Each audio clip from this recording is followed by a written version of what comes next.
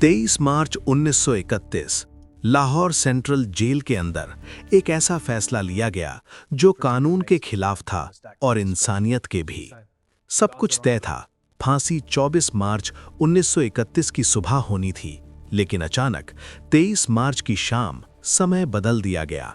ना कोई ऐलान, ना कोई आखिरी मुलाकात, ना कोई गवाह।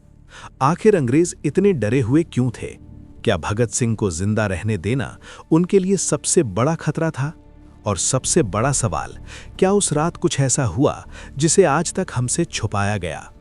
ये कहानी सिर्फ एक फांसी की नहीं है, ये उस साजिश की कहानी है जिसने एक इंसान को मिटाकर उसे हमेशा के लिए अमर बना दिया।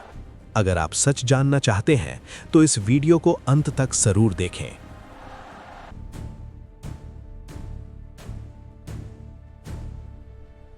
1928 लाहौर की सड़कों पर हजारों लोग विरोध कर रहे थे।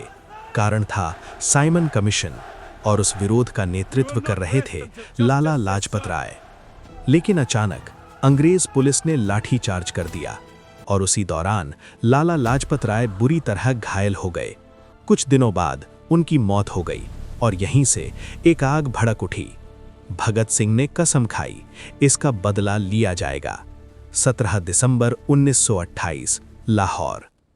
योजना तैयार थी, निशाना था जेम्स ए स्कॉट, लेकिन गलती से जॉन सॉन्डर्स मारा गया। राजगुरु ने पहली गोली चलाई। भगत सिंह ने सुनिश्चित किया कि मिशन पूरा हो और फिर तीनों वहां से फरार हो गए। लेकिन ये सिर्फ शुरुआत थी। 8 अप्रैल 1929 दिल्ली सेंट्रल लेजिस्लेटिव असेंबली के अंदर अचानक धमाका हुआ। लेकिन वो बम किसी को मारने के लिए नहीं था। भगत सिंह ने खुद कहा था, बहरों को सुनाने के लिए धमाका जरूरी है। और फिर उन्होंने भागने के बजाय खुद को गिरफ्तार करवा दिया, क्योंकि अब वो अपनी आवाज पूरी दुनिया तक पहुंचाना चाहते थे।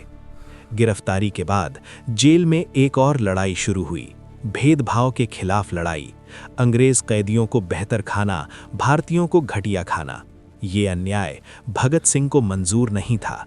और फिर शुरू हुई ऐतिहासिक भूख हड़ताल। दिन बीतते गए, शरीर कमजोर होता गया, लेकिन इरादे और मजबूत होते गए। इस हड़ताल में जतिन दास 63 दिनों तक भूखे रहे और फिर 13 सितंबर 1929 उन्होंने दम तोड़ दिया। उनकी मौत एक चिंगारी बन गई।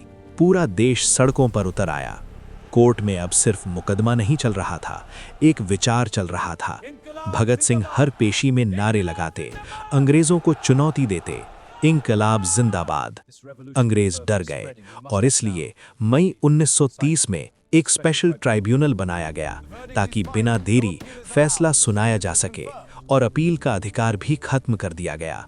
7 अक्टूबर 1930 फैसला सुनाया गया। भगत सिंह, सुखदेव, राजगुरु तीनों को फांसी। देश भर में विरोध शुरू हो गया। लाखों लोग सड़कों पर उतर आए। दया याचिकाएं भेजी गईं, लेकिन अंग्रेजों ने तय कर लिया था इनको जिंदा नहीं छोड़ना। लेकिन असली साजिश अभी बाकी थी। अगर फांसी 24 मार्च को होनी थी तो 23 मार्च को क्यों दे दी गई और क्यों पूरी प्रक्रिया को छुपाया गया? अब कहानी पहुंचती है उस रात पर, 23 मार्च 1931 शाम का समय।